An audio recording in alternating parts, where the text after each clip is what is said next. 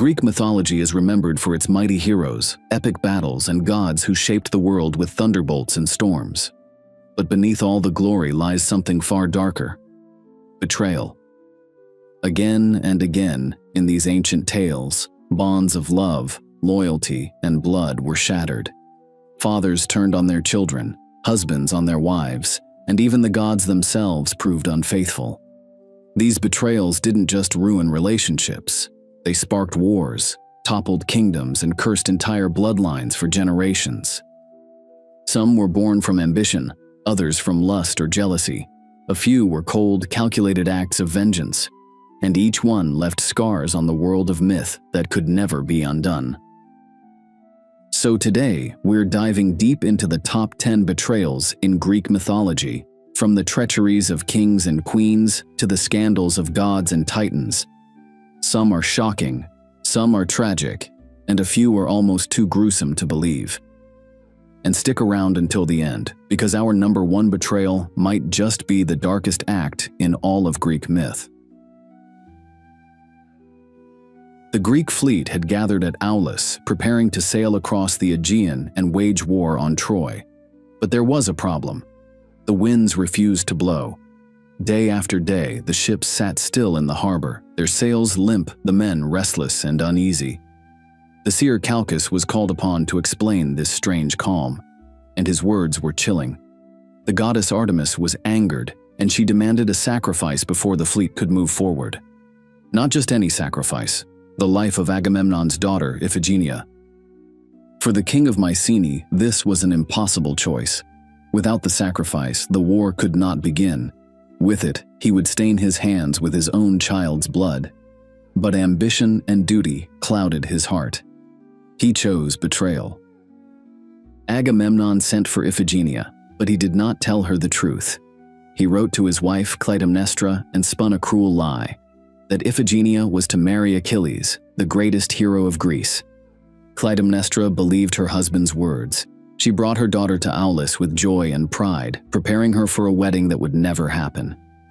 When they arrived, the truth was revealed in the most horrifying way. There was no marriage, no feast, no bridegroom waiting at the altar, only the priests, the soldiers, and the sacrificial fire. Agamemnon, her father, ordered her bound to the altar of Artemis, and as she cried out in confusion and terror, he raised the knife. The blade fell, and the betrayal was complete. The winds began to stir. The ships set sail, carrying the Greeks to Troy and to a war that would last 10 years. But at home, Agamemnon's crime planted seeds of vengeance. Clytemnestra, who had trusted her husband with her daughter's life, never forgave him. She carried her grief like a burning coal, waiting for the day Agamemnon would return. When he finally stepped into his palace after Troy's fall, Clytemnestra struck. With the help of her lover Aegisthus, she murdered him in his own bath, paying blood for blood. The betrayal of Iphigenia had led to the betrayal of Agamemnon, and the curse of their house deepened. The story of Agamemnon and Iphigenia shows how ambition can corrupt even the strongest bonds, in this case, between father and child. Agamemnon chose power over love, glory over family, and in Greek mythology, choices like that never go unpunished. His betrayal was not the beginning of a curse on his house. It was the continuation of one, dragging his bloodline into tragedy after tragedy. Deep within the palace of Crete lay the labyrinth, a twisting maze built by the genius Daedalus to hold the monstrous Minotaur. Every year, Athens was forced to send youths as tribute, condemned to wander the dark halls until they were torn apart by the beast. Among the chosen was the Athenian prince, Theseus. Brave and determined, he vowed to end the cycle of terror by slaying the Minotaur. But courage alone would not save him. The labyrinth was endless, designed so no man could ever find his way out. That is where Ariadne, daughter of King Minos, entered the story. She fell in love with Theseus at first sight, and she resolved to help him. Ariadne gave him two gifts, a sword to fight the Minotaur, and a ball of thread to mark his path through the maze. With her aid, Theseus found the beast, fought it in the darkness, and killed it. Guided by the thread, he escaped the labyrinth, leading the Athenian youths back to freedom. Theseus and Ariadne fled Crete together, bound for Athens. For Ariadne, this was the beginning of a new life. She had turned her back on her family, her kingdom, even her father, to be with him. But on the island of Naxos, betrayal struck. As Ariadne slept, Theseus abandoned her.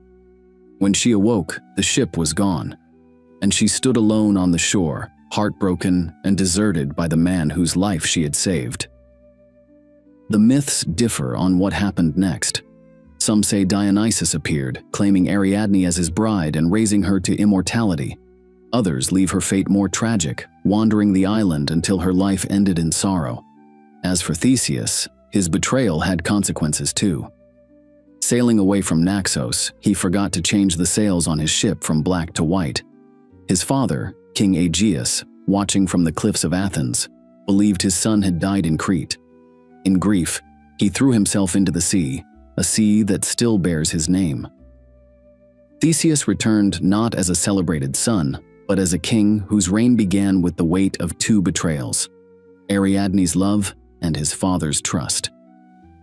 The story of Theseus and Ariadne reminds us that betrayal is not always committed by villains. Even heroes can prove ungrateful, selfish, and cruel. Theseus is remembered as one of Athens' greatest champions, yet the shadow of Ariadne's abandonment never left his legend. In the royal halls of Troy lived Cassandra, daughter of King Priam and Queen Hecuba. She was celebrated for her beauty, but even more for the gift that would define her life. The god Apollo, drawn to her, offered her a bargain. If she would give him her love, he would grant her the power to see the future. Cassandra accepted the gift. But when it came time to return Apollo's affection, she recoiled. She refused the god, breaking the promise he thought she had made. Apollo could not take back his divine gift, but he could twist it into something cruel. In his anger, he spat into her mouth, cursing her so that no one would ever believe her visions. From that moment, Cassandra's prophecies turned into a prison. She saw the truth of what was to come, but to everyone else, her warnings were nothing more than madness. And so it began. She cried that Troy would fall if Paris brought Helen within its walls. She begged her people not to trust the wooden horse left by the Greeks. She foresaw her own death and the blood of her family spilled on the floor of their palace. But every time, her words were ignored, her truth dismissed as lies. Cassandra's curse doomed her. When the Greeks finally took Troy, she was dragged from the temple of Athena, where she had sought refuge, and claimed as a prize by Agamemnon. Even then, her visions continued. She warned him of the murder waiting at Mycenae, but once again her words carried no weight. She died alongside him, slaughtered by Clytemnestra. Her entire life was a tragedy, not because she lacked the truth, but because betrayal had stolen her voice. The god who had once given her power had made sure it could never save her. Apollo's betrayal of Cassandra is one of the most haunting in all mythology. It shows the cruelty of divine pride, how a god could twist a gift into a curse out of wounded vanity. Cassandra became a symbol of unheeded truth, a reminder that sometimes the greatest betrayal is not disbelief itself, but knowing you are meant to be silenced. On Olympus, marriages were rarely built on love. They were alliances, arrangements, and sometimes punishments. When Zeus gave Aphrodite's hand to Hephaestus, it seemed on the surface to be a union of beauty and craft. Aphrodite was the goddess of love and desire, while Hephaestus, the lame god of the forge, was a master builder and inventor. Together, they could have been an unstoppable pair. But Hephaestus was never Aphrodite's choice. She longed for passion, not the clang of hammer on anvil, and in her heart, she turned away from her husband to another god entirely, Ares, the god of war. Aphrodite's affair with Ares was hardly subtle. They met in secret, embracing in Hephaestus's own home while he toiled at his forge. But Hephaestus was not blind. The god of fire was also the god of cunning, and he hatched a plan for revenge. In his workshop, he crafted an invisible net of chains, impossibly fine but unbreakable. He draped it over his marriage bed and waited. When Aphrodite and Ares lay together, the trap snapped shut. bound and tangled. They could not escape. Hephaestus summoned the gods of Olympus to witness their humiliation, but instead of sympathy, the hall of heaven erupted with laughter. Poseidon chuckled, Hermes made crude remarks, even Apollo joined in. For Hephaestus, the betrayal was doubled. Not only had his wife been unfaithful, but his revenge became a spectacle, turning his pain into comedy for the immortals. The affair between Aphrodite and Ares continued, even after the scandal. Hephaestus, despite his cleverness, never truly won back respect. For Aphrodite, the shame meant little. Her beauty and power made her untouchable. But the story left a lasting impression. The goddess of love, choosing passion and desire over loyalty and marriage, while her husband, though brilliant, was powerless to hold her heart. Aphrodite's betrayal of Hephaestus reveals that even the gods, beings who ruled over love, war, and marriage, could not escape the flaws of human relationships. It is a story of humiliation, desire, and divine cruelty. In the end, the betrayal was not only of Hephaestus by his wife, but of the very sanctity of marriage itself, mocked and broken before all of Olympus. In the ancient Greek world, hospitality was sacred. Known as Xenia, it was more than courtesy, it was a divine law watched over by Zeus himself. To betray the bond between host and guest was to invite the wrath of gods and men alike. Paris, Prince of Troy, knew this when he traveled to Sparta. He was welcomed into the home of King Menelaus, treated with honor, and feasted as a royal guest. Menelaus opened his halls, his tables, and his trust to the young Trojan prince. But behind Paris's charm burned a desire that would bring ruin to nations. While under Menelaus's roof, Paris laid eyes on Helen, the most beautiful woman in the world, and Menelaus's wife. In some versions, the gods themselves planted the desire in him, but in all accounts, Paris allowed it to consume him. When Menelaus was called away from Sparta, Paris struck. He seduced Helen, convincing her to leave with him, or, in darker tellings, abducting her against her will. Either way, when his ship sailed from the harbor, it carried not just Paris back to Troy, but the Queen of Sparta as well. It was a betrayal of the highest order, of hospitality, of friendship, and of marriage itself. The bonds of Xenia, considered inviolable, had been shattered. When Menelaus discovered what had been done, his fury burned as bright as his humiliation. He called upon his brother Agamemnon and the oath of Helen's suitors, an oath sworn years before, binding every Greek prince to defend Helen's marriage. The betrayal of one man led to the mobilization of an entire world.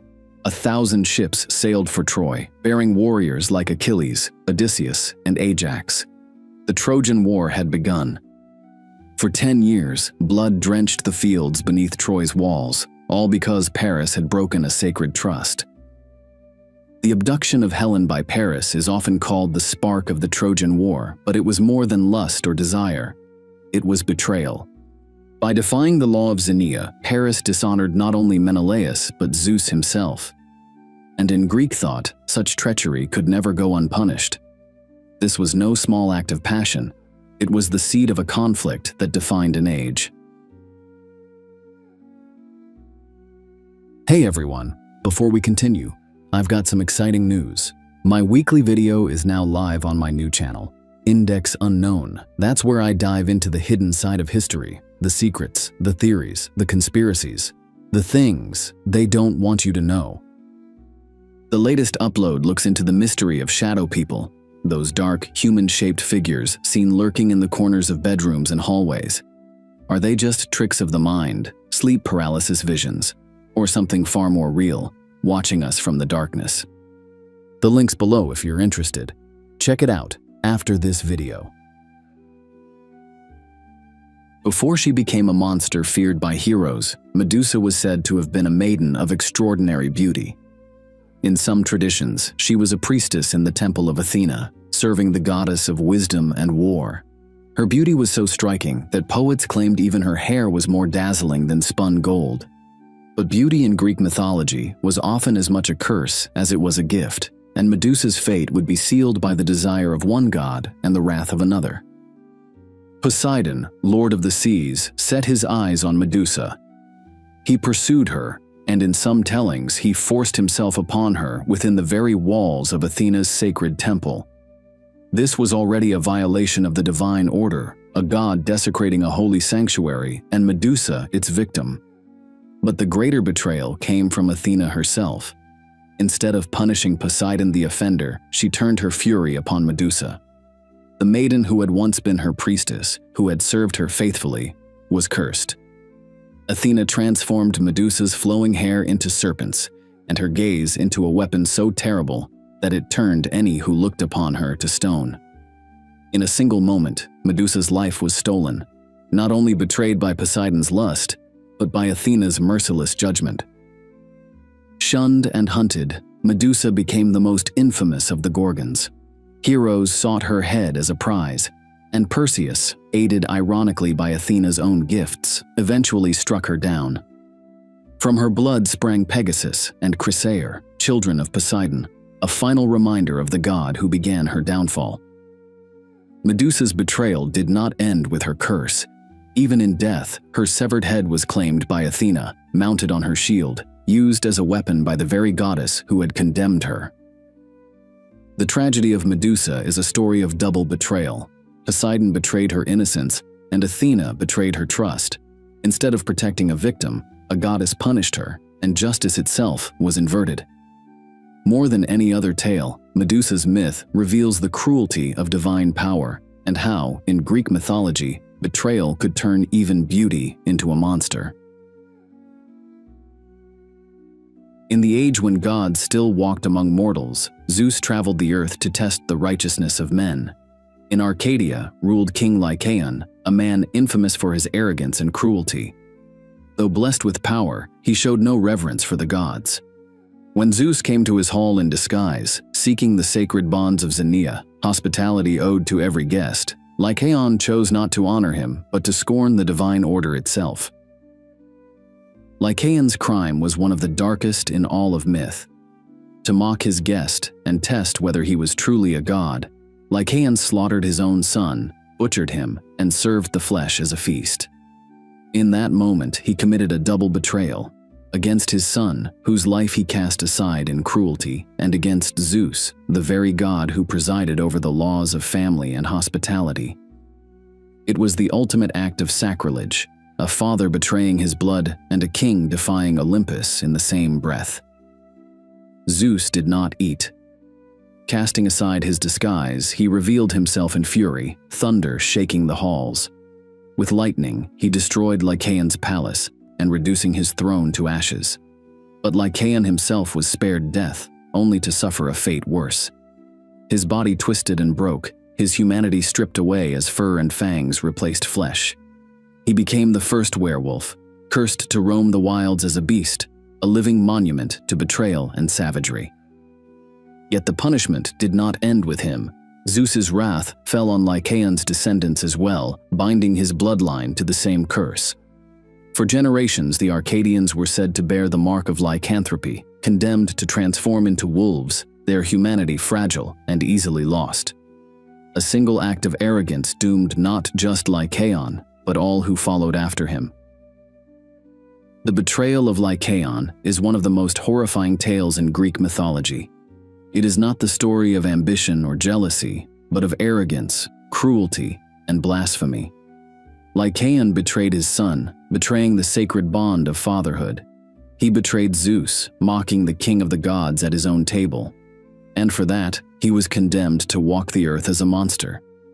His story serves as a grim reminder that betrayal of blood and betrayal of the divine carry the heaviest price. Jason was a hero with one great quest: to claim the Golden Fleece.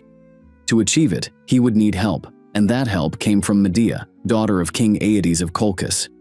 Medea was no ordinary princess. She was a powerful sorceress, blessed or cursed, with knowledge of magic from her divine ancestry. When Jason arrived, Medea fell deeply in love with him, struck, some say, by the will of the gods themselves. Her love was not passive. She betrayed her father and her homeland to aid Jason. With her spells, Jason tamed fire-breathing bulls, sowed the earth with dragon's teeth, and overcame the warriors who rose from the soil. Medea even helped him steal the golden fleece itself, ensuring his victory. But her devotion came at a terrible cost. To delay her father's pursuit, Medea murdered her own brother, Absyrtus, scattering his dismembered body into the sea so Aides would stop and gather the remains. Jason's triumph was won not only by courage, but by Medea's sacrifice and betrayal of her family. For years, Medea remained loyal to Jason. She followed him into exile, used her sorcery to aid him, and bore his children. But Jason's ambition was never satisfied. Seeking a crown in Corinth, he decided to cast Medea aside and marry Glauce, the daughter of King Creon. This betrayal shattered Medea. She had given up everything for Jason, her home, her family, her innocence, even her own brother's life.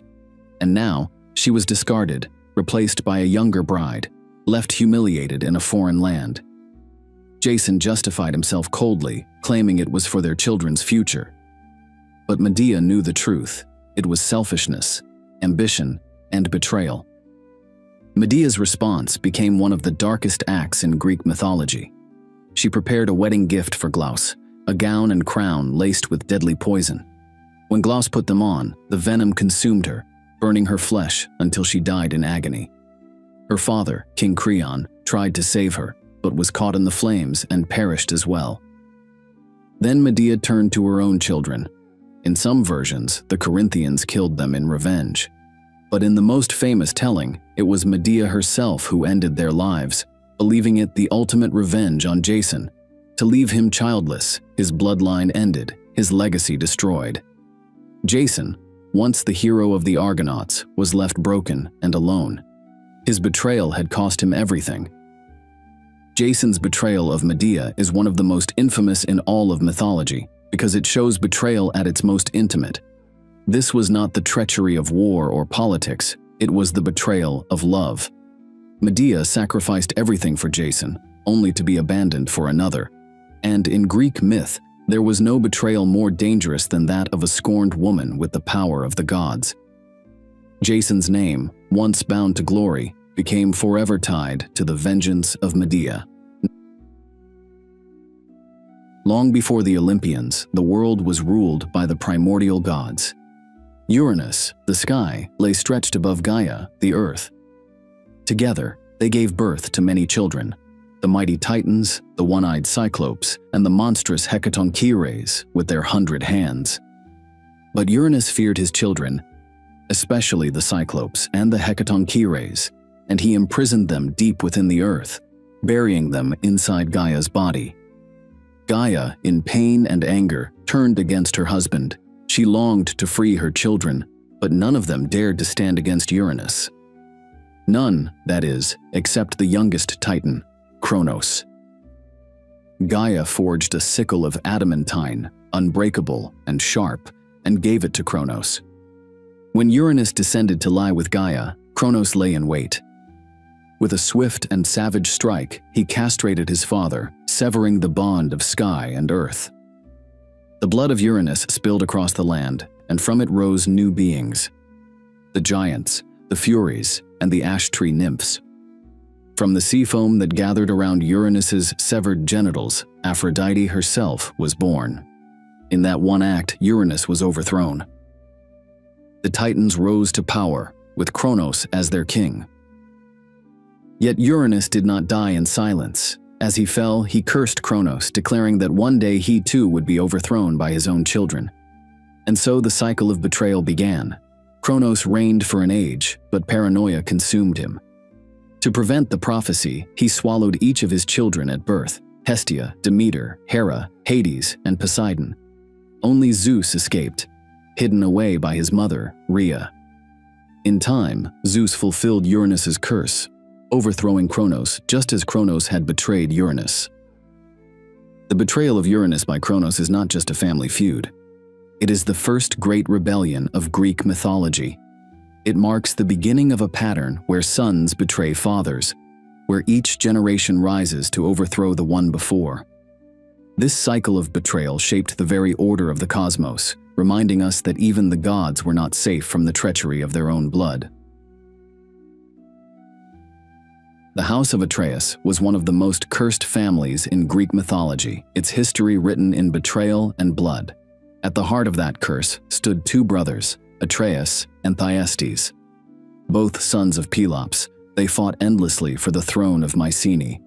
Their rivalry was bitter, fueled by deceit, ambition, and jealousy. But the darkest chapter came when Thyestes committed his own betrayal, seducing Arope, the wife of Atreus, and using her treachery to steal the throne. Atreus, humiliated and enraged, swore vengeance, and the revenge he planned was so cruel, so monstrous, that it became one of the most infamous betrayals in all of Greek myth. Atreus pretended to reconcile with his brother, inviting him to a grand feast as a gesture of peace. Thyestes accepted, believing perhaps that their feud had ended. He ate heartily, enjoying the rich meats and fine wine his brother offered. But when the meal was done, Atreus revealed the truth. The food Thyestes had consumed was no ordinary banquet. Atreus had slaughtered Thyestes' sons, his own nephews, and cooked their flesh into the feast. He brought forth their severed heads, hands, and feet, showing his brother what he had devoured. The horror was beyond words. Thyestes, sick with grief and revulsion, cursed Atreus and his line, calling upon the gods to bring ruin to his brother and every descendant who would follow. The curse of Thyestes poisoned the house of Atreus forever. Agamemnon and Menelaus, the sons of Atreus, inherited that doom. Agamemnon would betray his daughter Iphigenia and be murdered by his wife Clytemnestra. Their son Orestes would kill his own mother in vengeance. Generation after generation, betrayal and murder consumed their bloodline, each act of treachery echoing back to that night of cannibalistic revenge.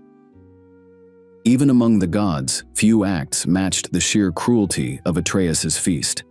It was not just betrayal of a brother, it was a betrayal of family, of blood itself, turned into a weapon. Atreus' betrayal of Thyestes stands as the darkest of all Greek betrayals. It was not ambition alone, nor jealousy, nor lust. It was deliberate, calculated cruelty meant to destroy his brother from the inside out. And it worked. This act did not just end a family quarrel. It unleashed a curse that haunted the house of Atreus for generations, shaping the tragedies of Agamemnon, Clytemnestra, and Orestes. It is a reminder that in Greek mythology, betrayal could take many forms, but none more shocking, more gruesome, or more unforgettable than the Feast of Thyestes. From the halls of Olympus to the palaces of mortal kings, betrayal runs like a dark thread through Greek mythology. Fathers betrayed their children, wives betrayed their husbands, brothers betrayed each other, and each act left behind more than just pain. It carved scars into families, sparked wars, and even changed the balance of power among the gods themselves. Some betrayals, like Paris stealing Helen, reshaped entire nations. Others, like Jason casting aside Medea, brought devastation to the home. And a few, like Atreus' feast, were so cruel that they cursed bloodlines for generations to come. What these stories remind us is that betrayal is one of the oldest forces in storytelling, as powerful as love, as destructive as war, and as unforgettable as any heroic triumph. But now I want to hear from you. Out of all these betrayals, which one do you think was the worst? Let me know your thoughts in the comments. Thanks for watching, and if you want more stories like this, be sure to like, share, and subscribe for new videos every week.